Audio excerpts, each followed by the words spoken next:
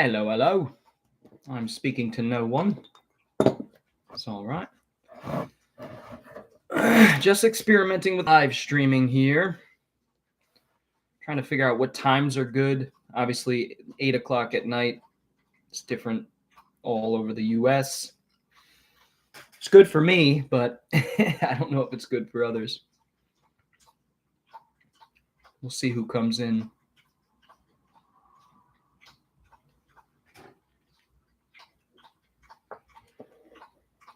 Let's mess around with the settings. Share screen. Ooh, that's scary.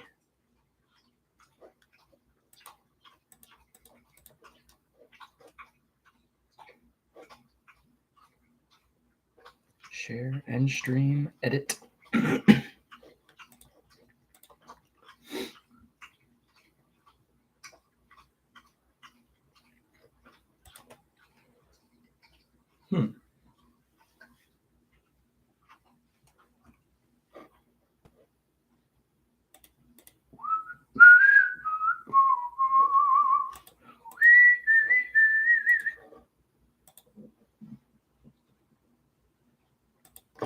Okay. Nobody's strolling in, huh? Interesting. Very interesting. Hello, anybody who's in the chat right now. Howdy. How you doing? I'm just basically this week I want to experiment with times and see what times work for people. Last night I think I came in around 7 and there was a good 6 to 10 people. Right now only got a couple. Softball Junkie, what's up? How's it going? Just trying to see if I could generate a small group of people here to talk about movies with, just for half hour or so. Just trying to get comfortable with streaming, which I'm already pretty comfortable. I'm comfortable in front of the camera, but obviously edited videos are a lot different than live streaming. Not so much, but different enough. Gotta be careful what you say when you're live streaming. No, that's not like me. I'm not very careful on what I say. I speak my mind too much. Get me in trouble one day. Get that from my mother. Softball Junkie, what's up? Are you what back-to-back days? I must be yeah. Hey, like I said, I'm trying to do things. I'm trying to get the wheels turning, get back into the mode of making videos or at least live streaming, because this is a lot easier for me than making videos right now with my current situation. So I could do this. I don't know. I could do this often. It's fun. I just obviously want to have somewhat of an audience when I'm spewing my movie bullshit. No offense to the one person in here right now, Softball Junkie. What have you been watching, Softball Junkie? Watching anything cool lately? Old, new, exciting, not too exciting? Or if you have any questions, now's the time. You've got my attention. It looks like 2 people in here. Oh, it's just, I guess they're counting me as the second person in here. It's odd. All of the above. Yeah, I hear you. You and me both. I just rented a couple movies from my local. If you saw me last night, you saw I kind of talked about the Video Vortex, which is a rental shop in the Alamo Drafthouse that is in Raleigh, North Carolina. And so I returned a couple movies that I had rented. I watched The Frankenstein 1992, I think it is, last night with Randy Quaid as the monster. Check that one out.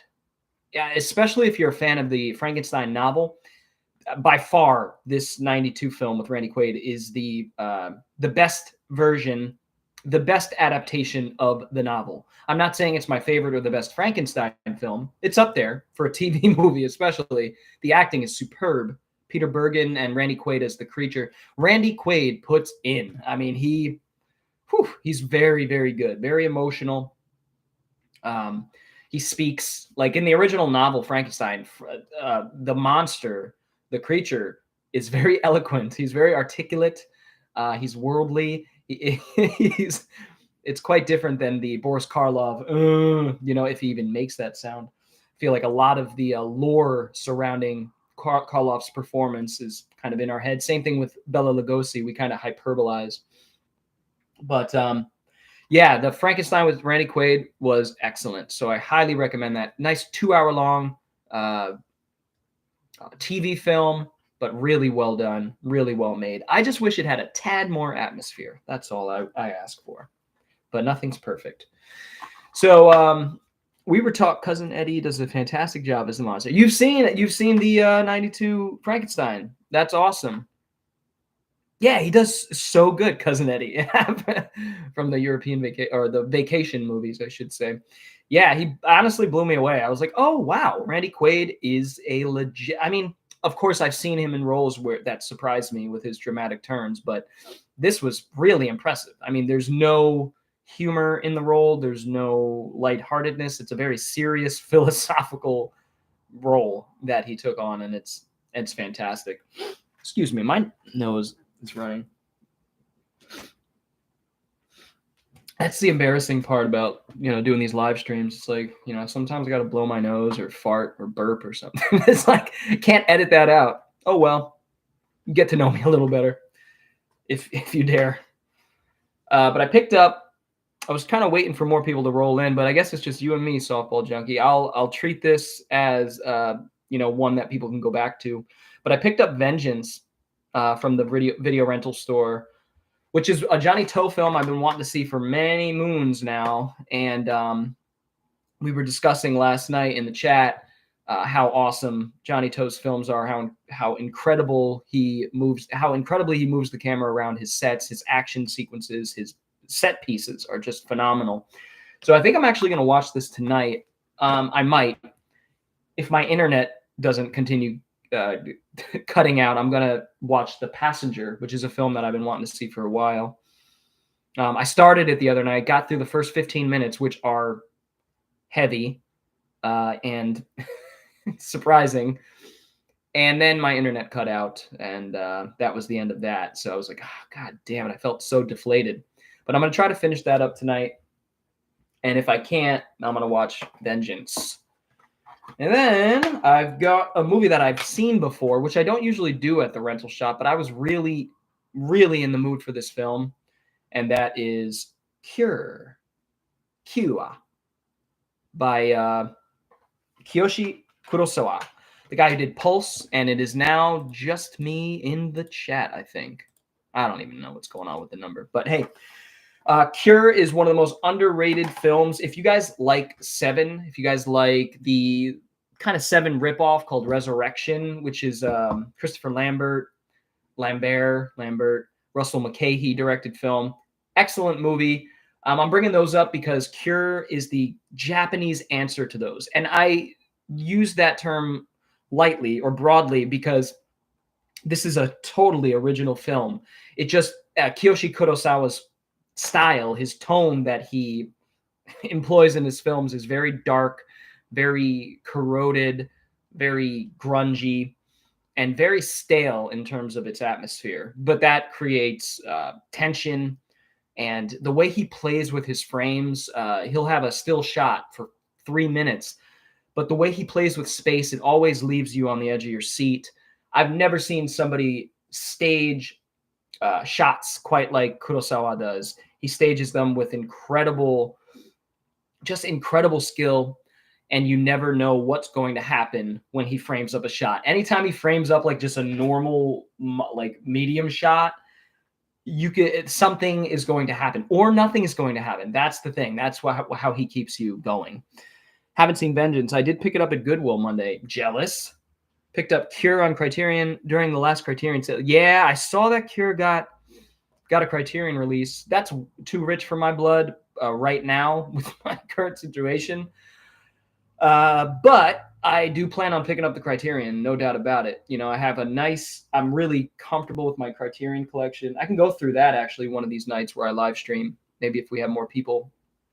on the weekend or something. I brought all my I think all my Criterion movies into the house that I'm living in, which sadly is my mother's house, for hopefully no more than another month. But and I always feel like I have to justify and say we were forced out of our house because there was a termite issue. There's nothing that we did, and it sucks. But hey, c'est la vie. So, my man, yeah, what's up, Decker Striker? I am hanging in there. Glad to see you in here. Thank you for joining. It's a slow night tonight. I'm not expecting many people to stroll in, but I'm really enjoying the live stream thing, and it gives people.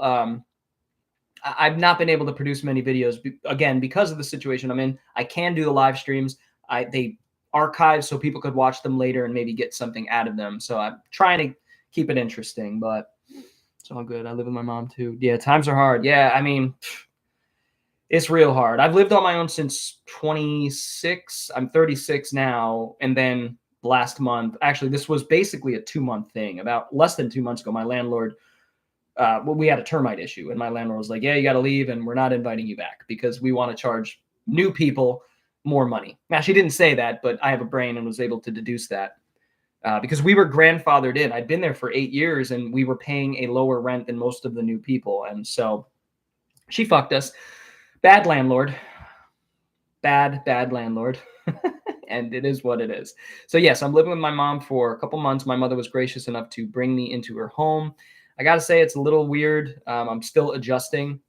But I'm using this opportunity to get the wheels turning creatively again. I'm writing a lot. I've got some cool stuff planned I'm not going to talk about. I'm obviously doing the live stream. Going to try to start doing thrifting videos and just try to get back in the swing because I miss everybody. I miss doing this. What's up, Big Al? Yeah, you caught me. You caught me. I just started a couple minutes ago here. Absolutely. You got it. Good to see you live. I'm only going to do another 20 minutes or so, especially if it stays kind of tame in the audience. The audience. I don't know. I don't know the lingo. I am so new to all this. Have you seen She Shoots Straight? She Shoots Straight. That's Hong Kong, early 90s. Is that right? Shoots Straight. She Shoots Straight. Yeah, Corey Yun. Yes, I have seen it. And I got to say, I watched it last year, and I gotta say, my first time around, I wasn't too impressed, which is strange. And I'm not solidifying my opinion of this film until I watch it again. I don't think I was in the right headspace or something because Corey Yun directed, a female-driven action crime film. I don't know why it didn't resonate with me. So I need to watch this one again. She Shoots Straight. I can't even tell you much about what it was about. So. It is what it is, but I will be checking that out at some point again. Sorry, I can't really go into my thoughts on it. But I love me some Hong Kong films, especially the 90s, especially the 80s and 90s, man. See, the 70s for me, the 60s and 70s is all about the Shaw Brothers. And obviously into the early 80s, some of the best Shaw Brothers Hong Kong period pieces ever came out in the early 80s. But we start to see a shift to the heroic bloodshed genre in the early 80s, mid 80s, and then finally John Woo kind of breaks through with a new genre, a gun fu film, a martial arts film, really a Shaw Brothers film, martial arts, but without swords and fists. It's more the gun is the weapon of choice. It's very wuxia. Obviously, he started doing wuxia films, which are, the way I understand it, I think it's wuxia and jianxia. Somebody can correct me if you know a little bit more about Chinese cinema, Hong Kong cinema. Wuxia is about powers that come from within. Jianxia, I want to say, jianxia is about powers that individuals receive from external sources. So,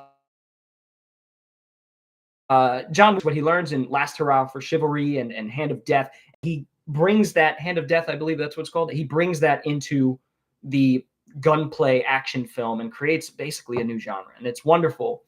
So that's what the 80s becomes with Hong Kong cinema. And then you have all the great Cat 3 stuff, the crazy weird horror like Lam Nai Choi, the story of Ricky O. Peacock King, which I have an old review on my channel. Check that out if you want to cringe a little bit. Scripted review. It is what it is. Let me read the chat a bit here. I'm rambling. Righting Wrongs is great. Righting Wrongs is awesome. That's a film that I want to watch again. It's been a while. Righting Wrongs. That's the one with Michelle Yeoh, no? And not Michelle Yeoh. Cynthia Rothrock. Michelle Yeoh's Yes, Madam. I get them conflated sometimes. Korean Yin Bio. Yeah, this movie kicked my ass. This movie was fucking awesome.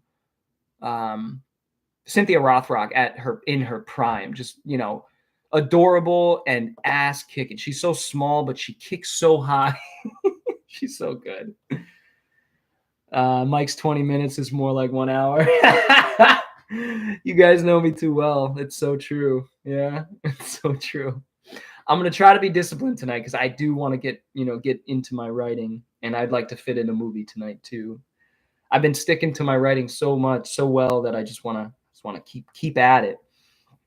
No matter if it's shit or not, I just want to get better. I want to keep at it. So I've been writing a long time. I just took quite a break over the last year or so. Saw you were talking about the 88 films last video. In UK doing 2 for 15 at them. Oh my God, those sadly spent. Yeah, 2 for 15 pounds. So that would be what? About $10. What would that be? About $10 a piece, US dollar. Maybe a little less, like $8 a piece. I want to say 15 is probably like 18 or 19 bucks in the US dollar, but I haven't checked in quite a long time because I haven't bought from 88 Films in quite a long time. Sorry, guys, this is stupid. That sounds awesome. I can't even look though. I can't even look. I know myself. I will spend money I shouldn't spend if I look. I can't look. I have to have the discipline to not look.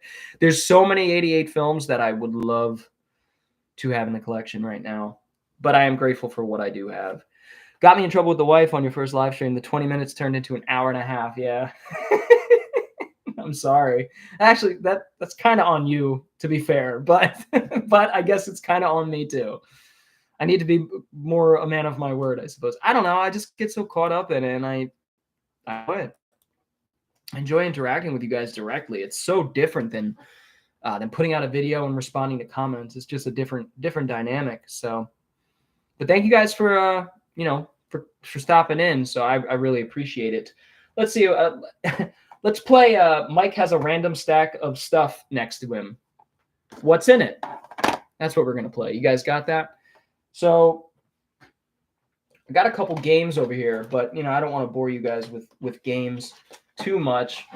I've been playing through Dark Souls. Anybody plays the Souls games, you could chime in. But yeah, I'm getting my ass eviscerated by Dark Souls, but I'm having a good time getting it eviscerated. Feels kind of nice. So I've been chipping away at that like 20 hours in the last few weeks. Just I can't play more than an hour because that game pisses me off. As it should. It pisses me off, but is what it is. So I picked up this movie recently from a thrift shop. This is, talk about obscure Mike movies. Capital Punishment with Gary Daniels and David Carradine, judge, jury, and executioner. You gotta love that tagline, man. So generic. This is a David Hugh film. I have no idea who that is. I think this is from the early 2000s. I collect Gary Daniels films. I like Gary Daniels and all of his awkwardness. He's like a British Van Damme with less acting chops. But he's a very charismatic martial artist. Can I say that? Does that make sense? Plus, I needed my mic fixed, which I hadn't had in over a year. Yeah, that was a big live stream for me. I was super nervous doing that because I was like, man, who am I to just pop up and be like, hey, guys, watch me. I haven't done anything in a year. I have plenty of backlog videos for people to check out, but that's not quite the same thing. It is what it is. Hey, I had a rough year. Is what it is. I'm not proud of it, but I am bouncing back, and I know I'm going to be better this year. So And this is indicative of that. I'm already like trying to get the wheels turning with all this stuff. So anyway, Gary Daniels, I got to point this out. It says rated extremely mature, EM. You guys ever hear about that? It says FAB Film Advisory Board rating system. I don't know what the fuck that is. Extreme violence, implied sex and language. Implied language? Implied sex, I understand, but implied language doesn't make much sense. Is it like somebody that's like, I'm going to beat the... Is that implied language? Extreme violence. Well, that actually kind of excites me. The more, maybe this is just because I'm depraved and totally desensitized, but the more extreme the rating is, like extreme, gory, bloody violence with sexual violence, like the crazier it is, the more interested I am in seeing it. Love the tagline. Yeah, what is this? Judge Dredd, right? Judge, jury, and executioner. Wow. It's so creative. It is so creative. What else do we got lying around over here? So these are, this is funny. So some of these were my mom's movies that she had in like a dusty old cupboard that hasn't been touched in 17 years. I rewatched Happy Gilmore because the first week I moved in here, I was a little down in the dumps, living with my mom again, and just kind of, I wanted to watch things from my youth, 90s comedies, which are kind of one of my comfort zones, if I'm allowed to have those. Happy Gilmore, awesome movie. Still holds up. One of Adam Sandler's best. I think it might be my favorite Adam Sandler movie in terms of pure madcap comedy.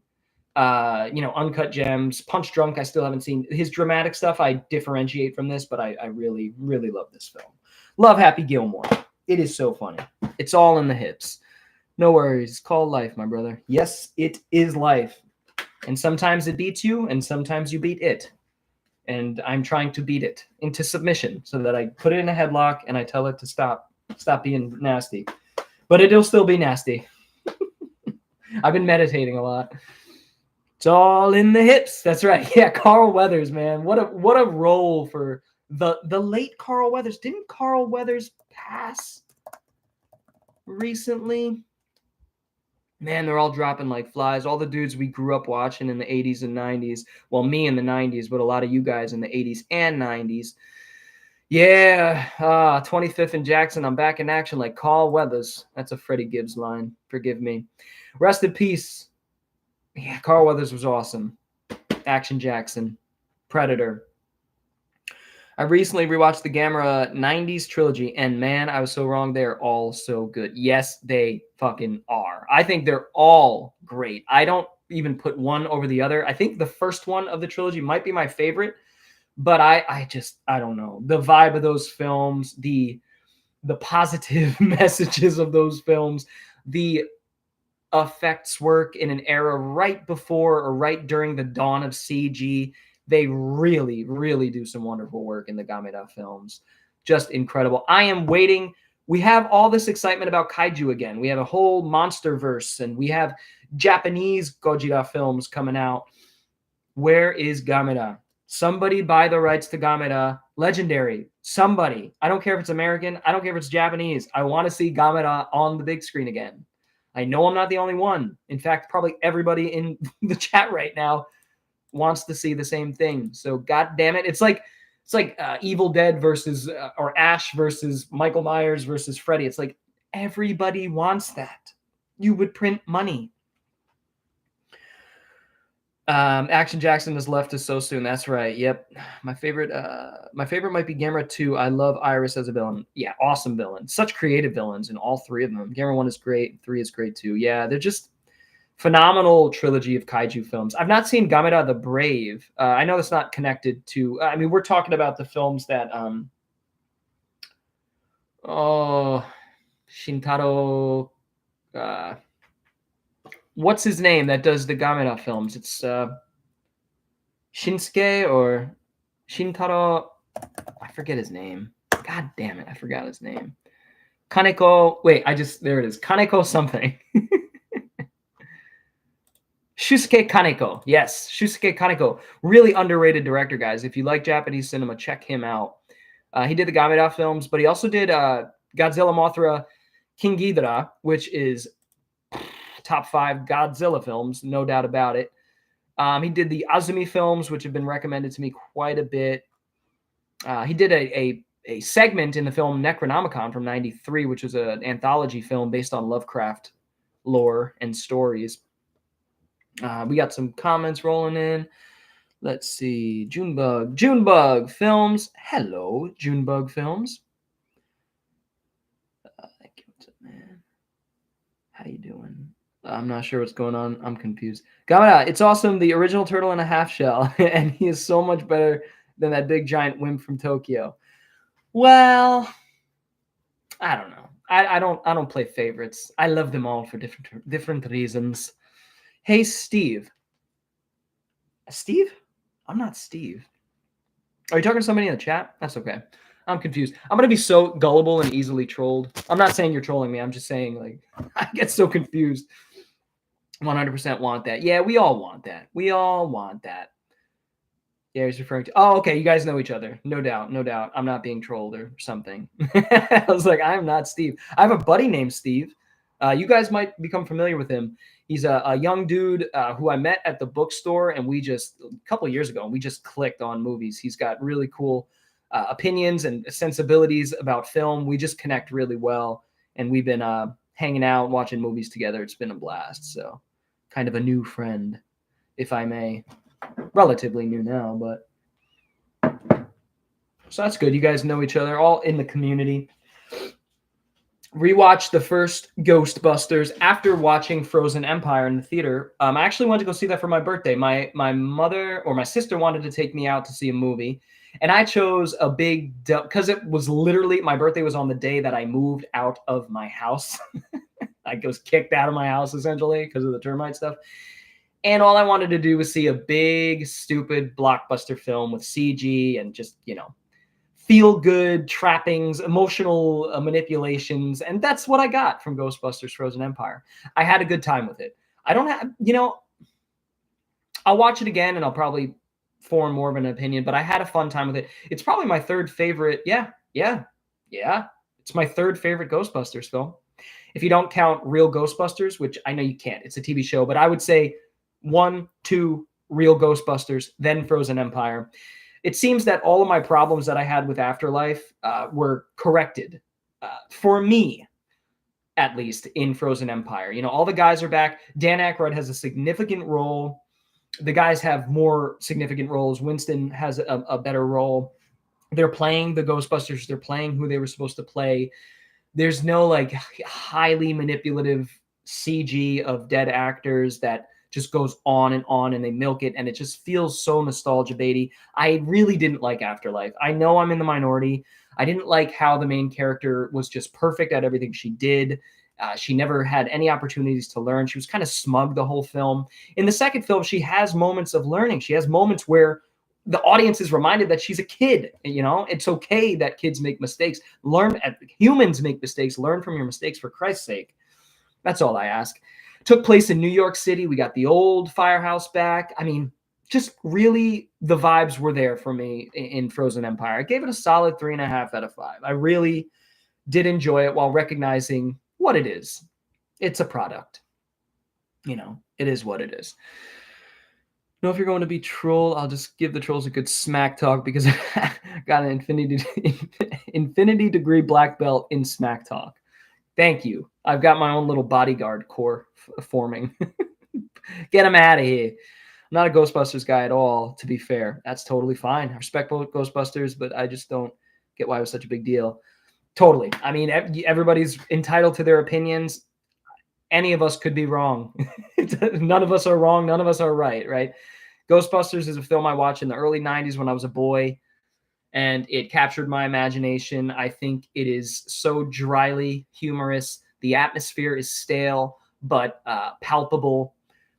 It really was lightning in a bottle. The chemistry between the guys, Eddie Murphy, Bill Murray, just 100% in satire, or should I say sarcastic mode. And it's just so great. I just love the original Ghostbusters. And I like number 2, but I will say with age, it does lose some of its luster, even though that was my preferred film when I was growing up. I think because it scared me a little bit more. I was a weird kid. I actually liked that. I got nightmares from the little boy, the child getting kidnapped from the balcony. Like I just such vivid nightmares I used to have about that sequence, and it just kind of stuck with me. But I do think the second one has waned in quality over time, and the original just gets better and better. My humble opinion.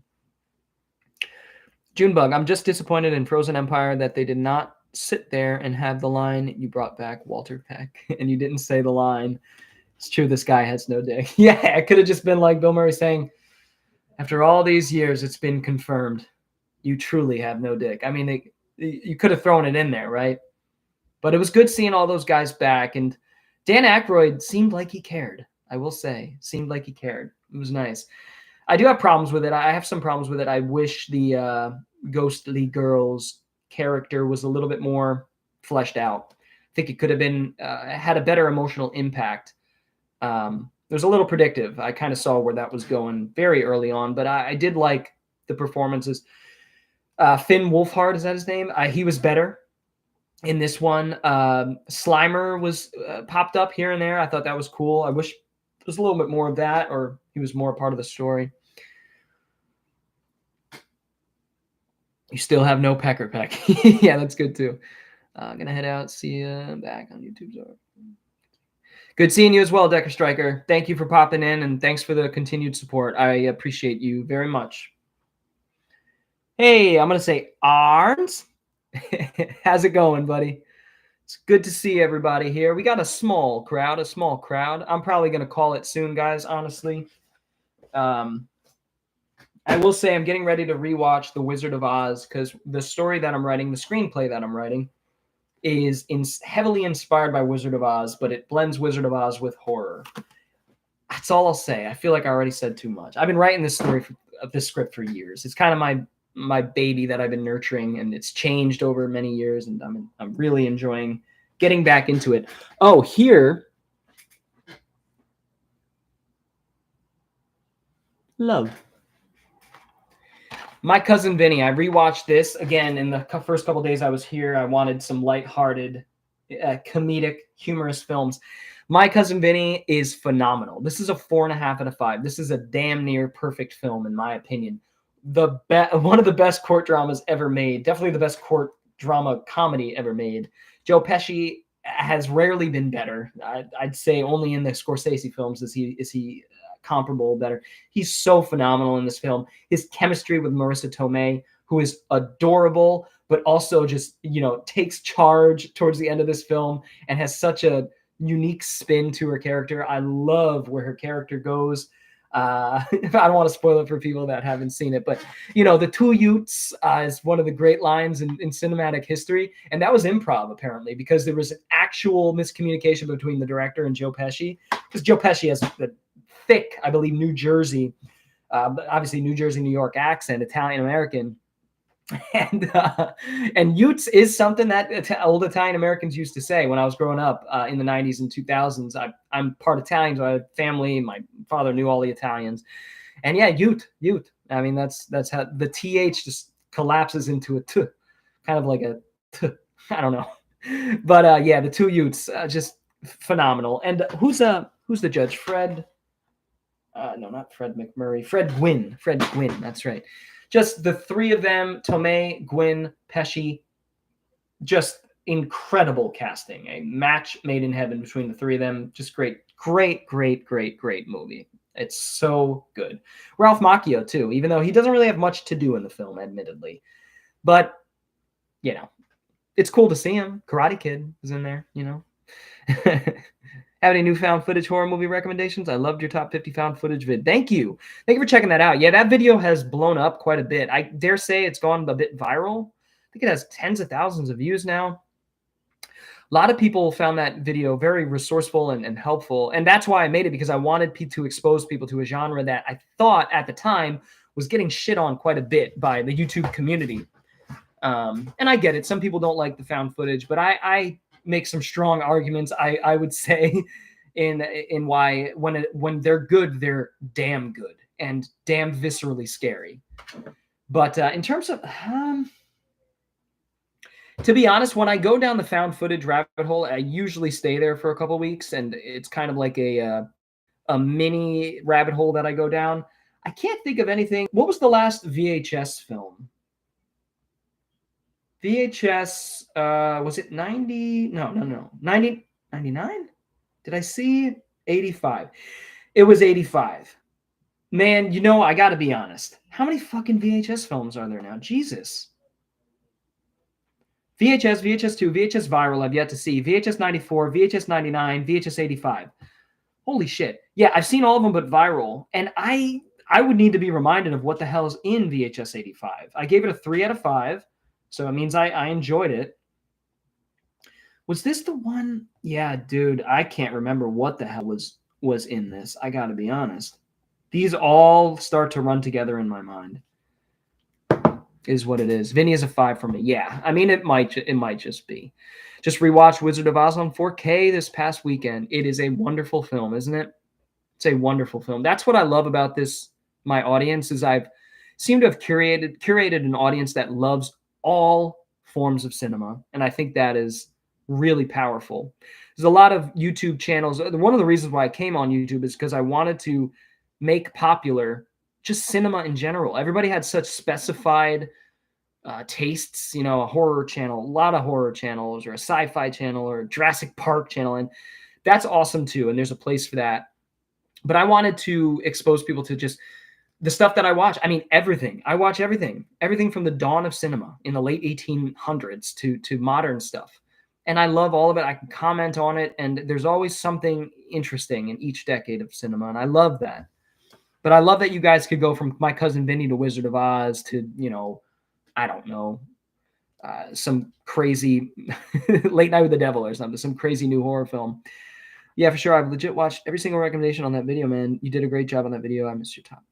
Yeah, I'm trying to get back to it. If I can't do edited top 10 lists, I'm going to start doing them live streamed, and I think that'll be fine too. I do love editing. It takes so much time though now, guy. Like those videos, if I did a 20-30 minute video, I mean that it was taking me 15-20 hours to edit. It's a lot of time and just taken away from time in my life, things that I want to focus on, like my writing, like other creative endeavors that I hope to bring to you guys in the future, hopefully the near future. The new VHS that just came out, or are we talking about VHS 95? Because I see there's one untitled VHS sequel. Yeah, so there's one, of course, coming out, but yeah, I don't remember much from 85. They all run together. I'd like a nice box set. That would be swell, so I can catch up on these films. What do you think of Return to Oz? You know, Return to Oz is one of those films that just immediately gets me emotional because you guys know me. Nostalgia is a hell of an emotional panacea. It just kind of washes over you. And Return to Oz I adore Return to Oz. That movie just carried me away. There were certain fantasy movies that carried me away to another world when I was younger and showed me what was possible in the realm of creativity. And films like Return to Oz and Chronicles of Narnia, the original animated film from the 70s, those films I literally started writing when I was younger. And I started writing my own like Jack and the Beanstalk stories, like all these. And then I'd get older and start writing more mature things. But those films, that film in particular, inspired me so much. Such a creepy film, palpable atmosphere, very adult, but soft spoken enough and effective enough, effective enough to enthrall kids as well. And I think that's what it did, because I had seen the original Wizard of Oz, and then Return to Oz just is a complete antithesis, complete tonal shift, and really, really penetrates that idea of the loss of innocence. And Return to Oz is wonderful. Some incredible sets, effects, characters like Tick-Tock and the Queen.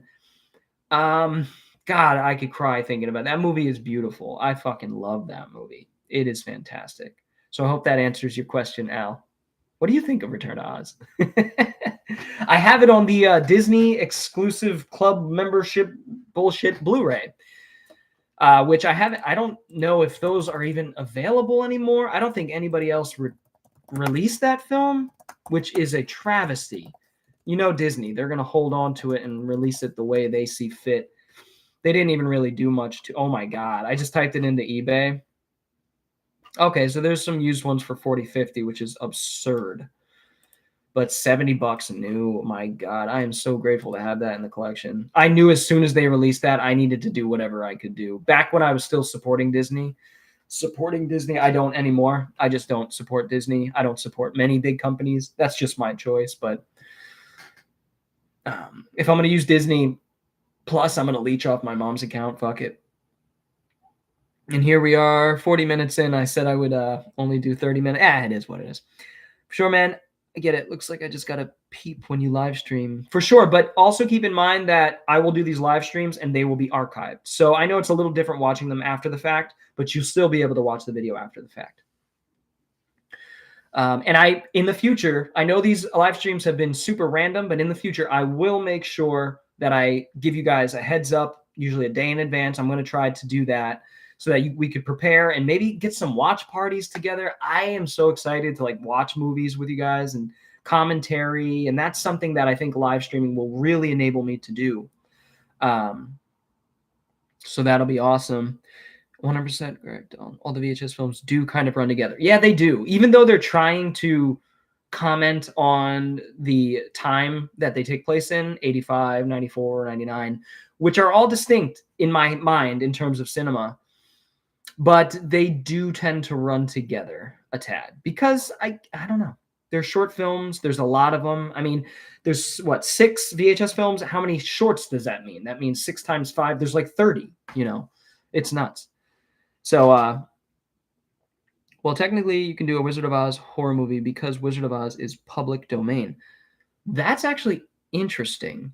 Yeah, I'm not trying to rip it off. I'm trying to, I don't want to say much, but the progression of the story is something that intrigues me in terms of a horror film. That's all I'll say. And I'm trying to incorporate, I think it'll be obvious to film lovers, when you watch a movie and you're like, oh, they were definitely pulling inspiration from this movie and this director. That's what I'm trying to do. But I'm trying to tell my own unique story, my own unique horror story in a genre that has been done, I think, to death. But I think I have something new to bring to the table. We'll see what happens. I'm going to make it as best as I can. Maybe I'll get to produce it one day, but I want to write the script, make the script as good as I can. And I'm obsessed. I'm addicted. In fact, I can't wait to start writing tonight. It's getting late. I need to do that. I'll keep saying that though. The heads used to, yes, where she removes her head and she has the room, the decked out, consummate room full of heads, different expressions. And they all start screaming when she she steals the head and runs out, and they all start screaming at her. Those wails stick with you, boy. My God. So awesome. Oh, yeah, they made a Winnie the Pooh horror movie when the trademark expired for Disney. Yeah, and the filmmakers tricked everybody into go seeing it, so much so that it landed in theaters. And I have not seen it, but I have good friends that I trust their opinion on it, and they say it's one of the worst horror films to ever make it into the theaters. And I take their word for it. I'll watch it at some point just because of the novelty. But the good news is I hear the second one is better. It's got more of a budget. I don't know. I'm hearing it's a little bit better. So, hey, I'm all for it. Keep making Winnie the Pooh horror movies. If they get better, great. It's like Terrifier. First one's good. Second one's fucking fantastic. The third one's probably going to be even better. I hope. Let's see. Just picked up Steelbook from Walmart. Triple feature. 94, 99, and 85. That is cool. That's real cool. I'd like a nice set. I'm sure they'll do it at some point. Don't worry. I'll make Halloween awesome again. I do love it as well. Need to show my kids thinking about it. My daughter loves The Wizard of Oz. Al, I guess this is way too personal of a question, but I'm wondering, as somebody, I don't have kids. I plan to in my life. I would like to do that. I'm wondering what age do you think is appropriate to show your children with a Return to Oz? Obviously, back in the 90s, we had a lot less supervision. So I was watching stuff at my grandma's that my parents didn't know I was watching. And honestly, if it's a Disney movie, my parents are going to let me watch it, even if it's a dark Disney movie like Return to Oz. But I think, I don't know. Kids are different today. Obviously, they have different temperaments. But I'm just curious what you think. Like, what age? 10? 8? I don't know. I guess if I was just spitballing, I would say I'd show Return to Oz pretty early on. Not too early, because I'd want them to be able to pay attention and understand kind of what's going on, what's being said, what themes are being spread out there. So I don't know, 9 or 10. That seems, I don't know. That seems right. Which VHS film or segment is your favorite? Oh, that's an easy one. VHS 2, Safe Haven. No question. Directed by Indonesian filmmaker Timo Tjahjanto and Gareth Edwards. Gareth Edwards.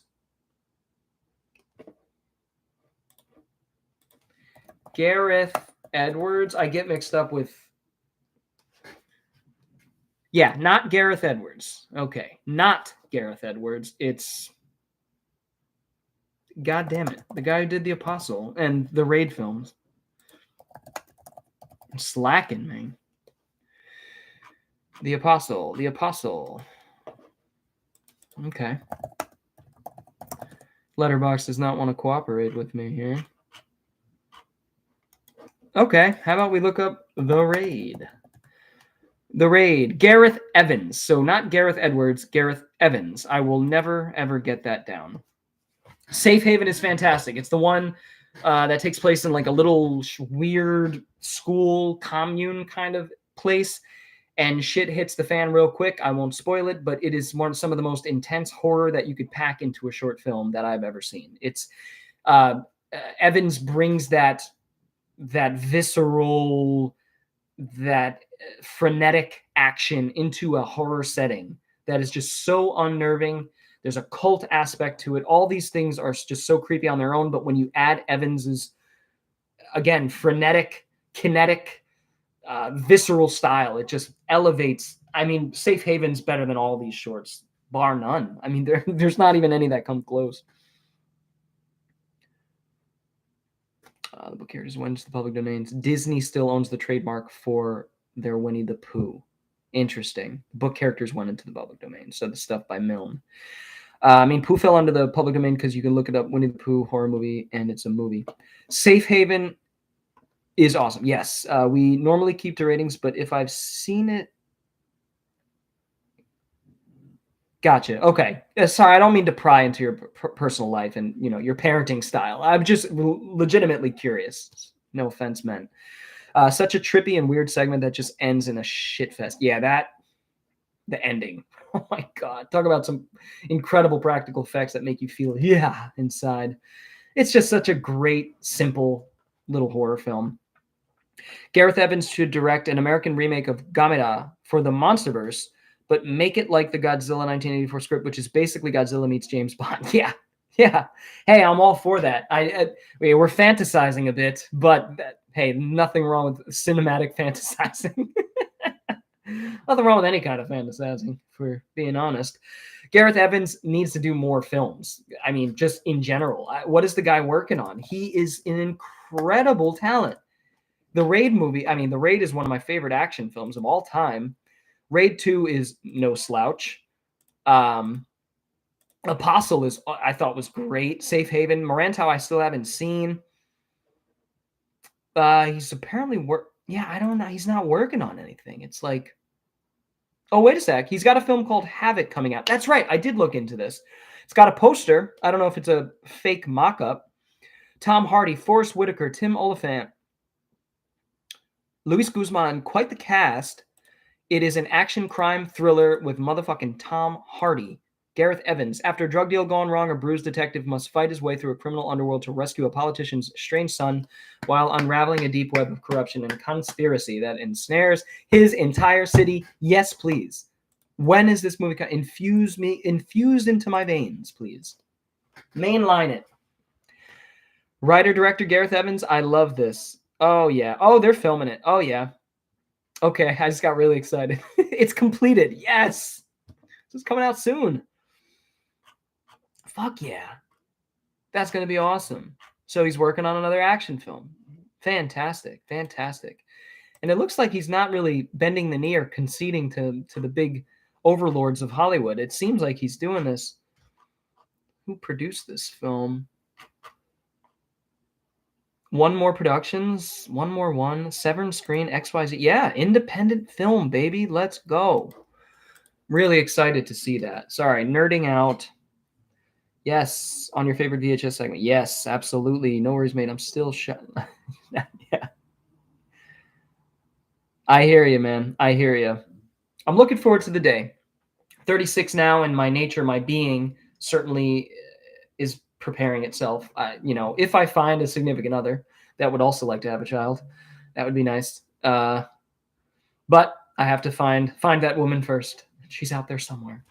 I mean, honestly, Gareth Evans should have directed the James Bond movie No Time to Die. Oh, wait, I'm sorry, No Time to Lie. Okay, I see what you did there. Yeah, I have problems with that movie. It's not a bad movie, but I have some very deeply rooted problems with it. We'll go into that another time. We're coming up on an hour here, and at the hour mark, I'm calling it. So, sorry to say. Have you seen Five Nights at Freddy's movie, Mike? Or no, I have not.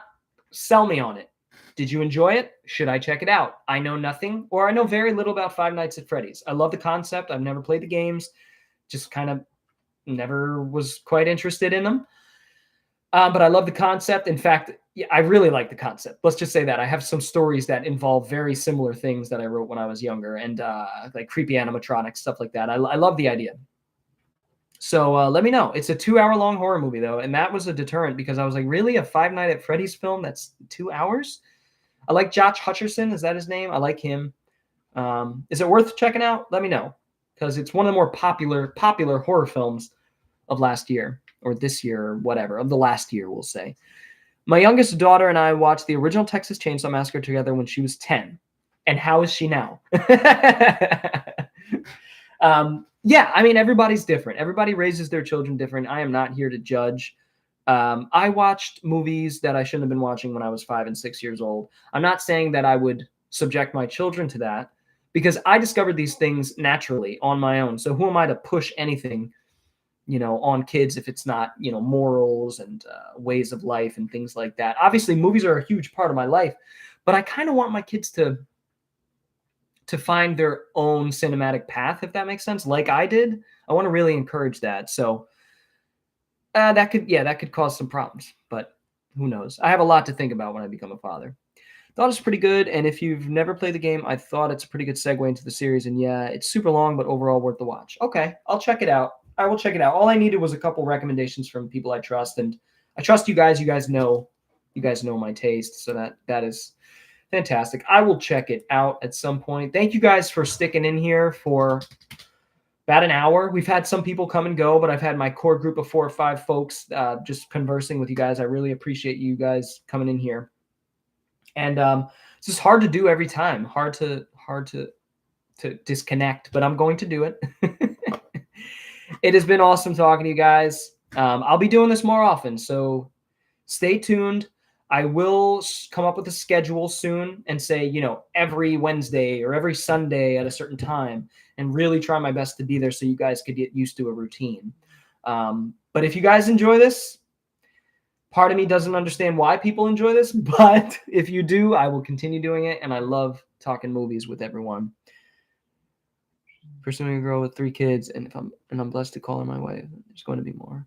Exactly. Yeah, it's hard out here. I'll just say that it's hard out here. Social media has made it increasingly difficult, I think, for men in their 20s and 30s to find a mate.